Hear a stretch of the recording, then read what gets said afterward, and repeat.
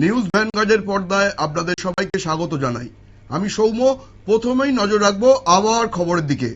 বজ্র বিদ্যুৎ সহ বৃষ্টির একটা সম্ভাবনা রয়েছে রাজ্য জুড়ে এবং কালবৈশাখীর আশঙ্কায় রাজ্য জুড়ে সতর্কতা জারি করা হয়েছে। তাপমাত্রার যে বৃদ্ধি, তাতে যে অস্বস্তি হচ্ছে, তাকে কাটিয়ে কিন্তু এবার স্বস্তির বৃষ্টির প্রত্যাশায় রয়েছেন মানুষ। এই বিষয়ে বিস্তারিত জেনে নেব। সঙ্গে রয়েছে আমাদের বার্তা সম্পাদক দেবব্রত চক্রবর্তী। দেবব্রত, রাজ্য জুড়ে কালবৈশাখীর একটা সতর্কতা রয়েছে, পাশাপাশি মানুষ বৃষ্টির জন্য অপেক্ষা করছে। আবহাওয়া সম্বন্ধে কি জানা যাচ্ছে?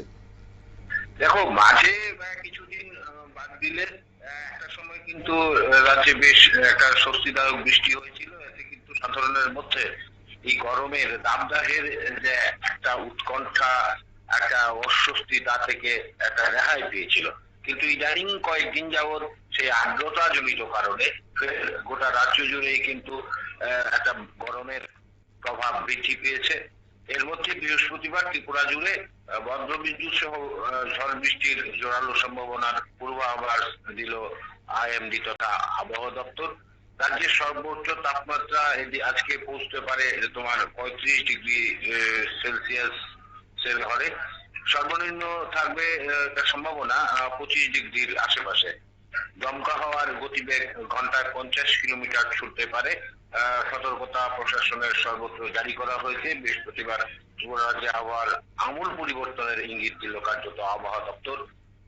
দপ্তরের সর্বশেষ পূর্বাভাস অনুযায়ী আগামী 24 ঘন্টায় রাজ্যের বিভিন্ন জেলায় হালকা থেকে মাঝারি বৃষ্টিপাত এবং বজ্রবিদ্যুৎ সহ ঝোড়ো হাওয়া বয়ে যাওয়ার প্রবল সম্ভাবনা রয়েছে। একই সঙ্গে কোথাও কোথাও ঘন্টায় 40 থেকে 50 কিলোমিটার বেগে দমকা হাওয়া বইতে পারে বলেও সতর্কতা জারি করা হয়েছে। আবহাওয়া দপ্তরের পর্যবেক্ষণ অনুযায়ী বুধবার আগরতলার দিনের সর্বোচ্চ তাপমাত্রা ছিল প্রায় 35 ডিগ্রি সেলসিয়াসের কাছাকাছি এবং সর্বনিম্ন তাপমাত্রা নেমে আসে প্রায় 25 ডিগ্রির ঘরে। তো সেই যে গতকালের যে তাপমাত্রা এবং আজকের যে সম্ভাবনার কথা জানানো হয়েছে, এর মধ্যে কিন্তু খুব একটা ফারাক নেই বললেই চলে। বৃহস্পতিবার তোমার রাজ্যের সর্বোচ্চ তাপমাত্রা প্রায় 35 ডিগ্রি সেলসিয়াস থাকবে বলে জানানো হয়েছে এবং সর্বনিম্ন তোমার তাপমাত্রা 25 ডিগ্রি সেলসিয়াসের আশেপাশে থাকার সম্ভাবনা রয়েছে। বাতাসে আর্দ্রতার পরিমাণ অত্যন্ত বেশি থাকায় গরমের অস্বস্তি অব্যাহত থাকবে বলে জানিয়েছে দপ্তর। আবহাওয়াবিদদের মতে বঙ্গোপসাগর থেকে প্রচুর পরিমাণে জলীয় বাষ্প উত্তর পূর্বাঞ্চলের দিকে প্রবেশ করা এই পরিস্থিতির সৃষ্টি হয়েছে। তার জেরেই ত্রিপুরার বিস্তীর্ণ অংশে আকাশ আংশিক থেকে সম্পূর্ণ মেঘাচ্ছন্ন থাকতে পারে। দুপুরের পর তোমার থেকেই বিভিন্ন এলাকায় বজ্র বিদ্যুৎ মেঘ তৈরি হওয়ার সম্ভাবনা রয়েছে। বিশেষ করে উত্তর ও দক্ষিণ জেলায় কিছু অংশে বজ্রপাতের আশঙ্কা বেশি বলে জানানো হচ্ছে।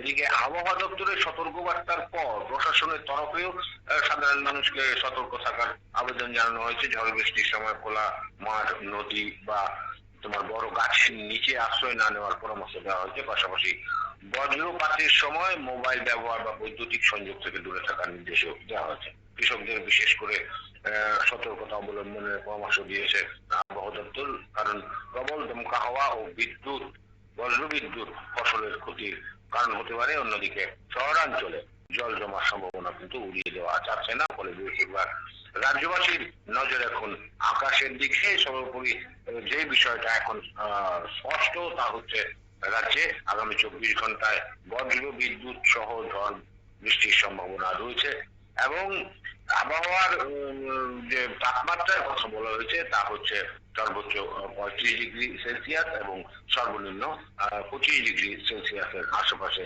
থাকতে পারে।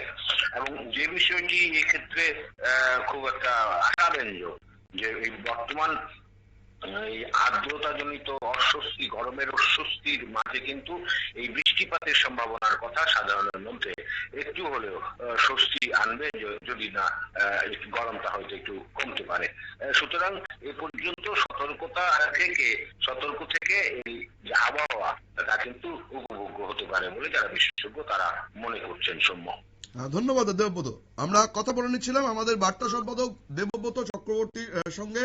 আগামী 24 ঘন্টার আবহাওয়া সম্বন্ধে আবহাওয়া অফিস যা জানিয়েছে তাতে সর্বোচ্চ তাপমাত্রা 35 ডিগ্রি ঘরের কাছাকাছি থাকবে, আর সর্বনিম্ন 25 ডিগ্রি।